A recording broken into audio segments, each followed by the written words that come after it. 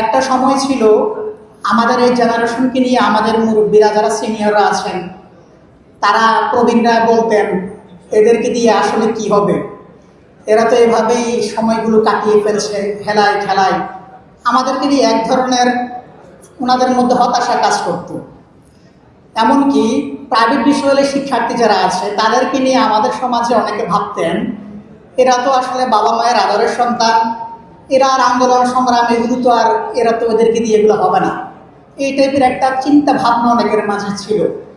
আমি নিজেও প্রাইভেট বিশ্ববিদ্যালয়ের শিক্ষার্থী, অথচ আমরা দেখেছিলাম 2024-এর জুলাইয়ে 17 জুলাই যখন ঢাকা বিশ্ববিদ্যালয়ের প্রত্যেকটি হল বন্ধ করে দেওয়া হয়, সেই সময় যখন আমরা চিন্তিত হয়ে পড়েছিলাম যেভাবে শিক্ষার্থীরা ঢাকা ছেড়ে চলে যাচ্ছে, যেভাবে পুলিশ প্রশাসন তারা অভিযান চালাচ্ছে, আন্দোলন আসলে কতটুকু এগোবে এটা নিয়ে আমরা নিজেরা একটু চিন্তিত হয়ে পড়েছিলাম।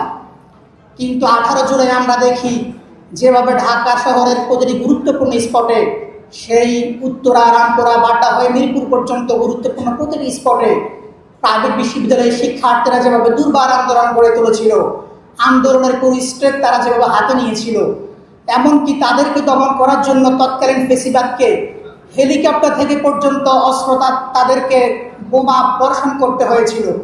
সামগ্রিকভাবে আমাদের এই শিক্ষার্থীরা কিন্তু সে সময় এদেশের কঠিন সময় কিন্তু তারা হাল ধরেছিল। প্রিয় উপস্থিতি,